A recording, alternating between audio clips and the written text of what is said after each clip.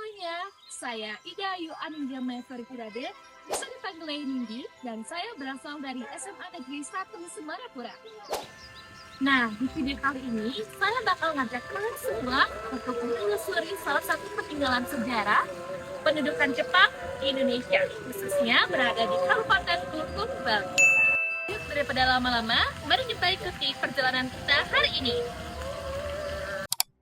Tempat yang akan kita kunjungi hari ini adalah Goa Jepang Klungkung, sebuah situs bersejarah yang menjadi saksi bisu bagaimana kerasnya kehidupan pada masa Perang Dunia Kedua.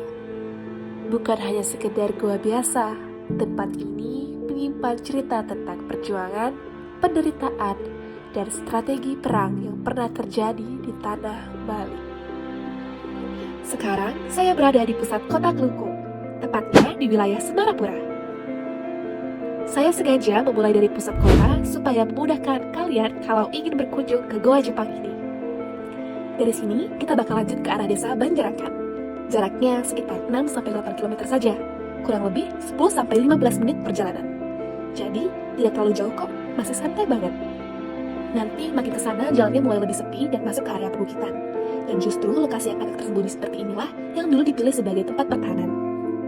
Pas kita masuk area Takmung, suasananya mulai berubah. Semakin jauh dari pusat kota, makin tenang, kanan kiri sawah, udaranya juga lebih adem. Kalau dipikir-pikir, lokasi seperti ini memang strategis banget di masa perang, agak tersembunyi dan posisinya lebih tinggi. Sebentar lagi kita sampai di tempat yang dulunya jadi bagian dari strategi militer Jepang.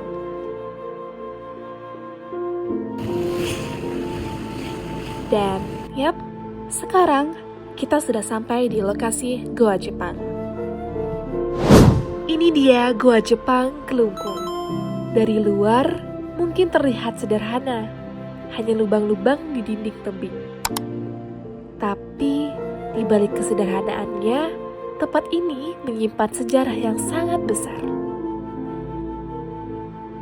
Goa ini merupakan peninggalan kolonial Jepang di Bali, yang dibangun sebagai tempat perlindungan dari serangan musuh. Saat ini, goa ini masih dilestarikan dengan baik dan menjadi salah satu objek wisata sejarah.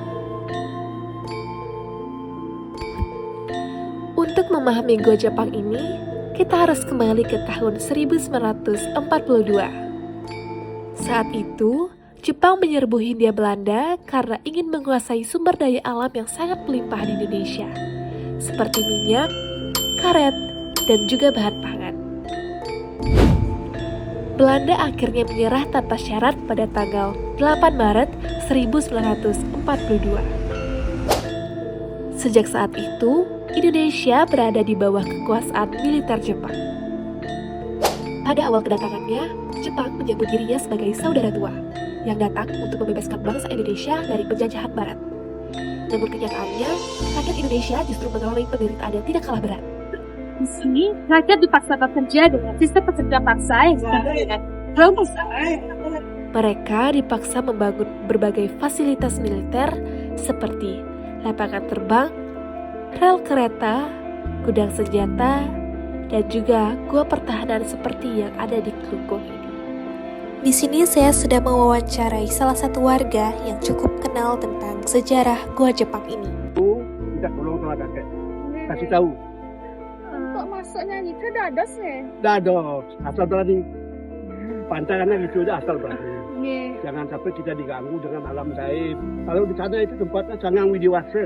Nggih. Yang dia ada bali-bali sama anak kia. Nggih Bali. Oh, yang di siapa tahu. Beda 6 tahun. Iya kasih tahu orang-orang tua yang sudah jajah itu. Sejarahnya kakek bawa ini. Bawa sejarahnya. Di sini kami sudah mendapatkan izin untuk masuk dan melihat langsung kondisi di dalam goa. Kami juga ditemani oleh beliau yang akan membantu menjelaskan serta memastikan kunjungan ini berjalan dengan aman.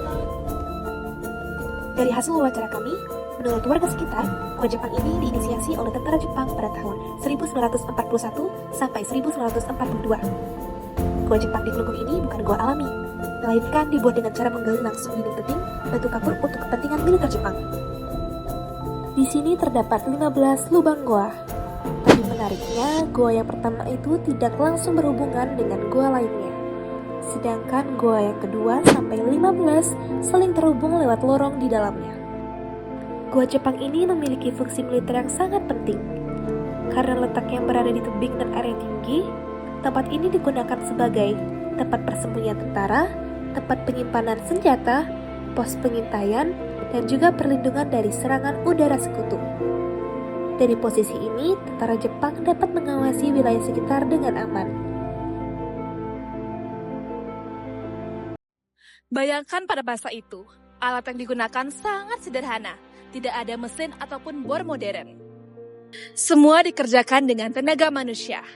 Dan semua itu dikerjakan oleh rakyat Indonesia sendiri yang dimana mereka dipaksa bekerja tanpa adanya upah yang layak. Disinilah sisi kelam sejarah itu terasa. Setiap dinding batu ini mungkin menyimpan cerita tentang keringat, air mata, bahkan nyawa yang hilang. Namun, kita tidak boleh melihat tempat ini hanya sebagai bangunan militer. Tempat ini adalah saksi bisu penderitaan rakyat.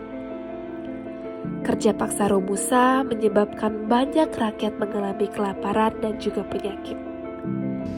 Banyak keluarga kehilangan anggota keluarganya, dan semua itu terjadi dalam kepentingan perang yang bukan milik mereka.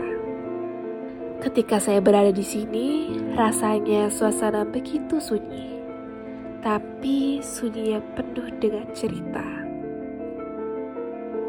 Hari ini kita tidak hanya melihat sebuah goa, kita melihat potongan sejarah. Kita melihat bukti nyata bagaimana bangsa ini pernah berada dalam masa sulit. Dan dari tempat seperti inilah, kita belajar bahwa kemerdekaan yang kita nikmati hari ini adalah hasil dari perjuangan dan pengorbanan.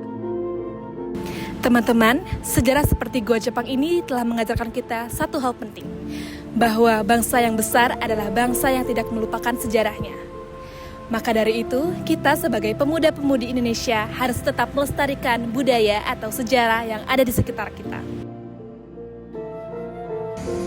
Saya, Ida Ayu Anidia Maesari Pidade, berasal dari SMA Negeri 1 Semarapura. Terima kasih sudah mengikuti perjalanan hari ini bersama saya. Sampai jumpa di vlog selanjutnya.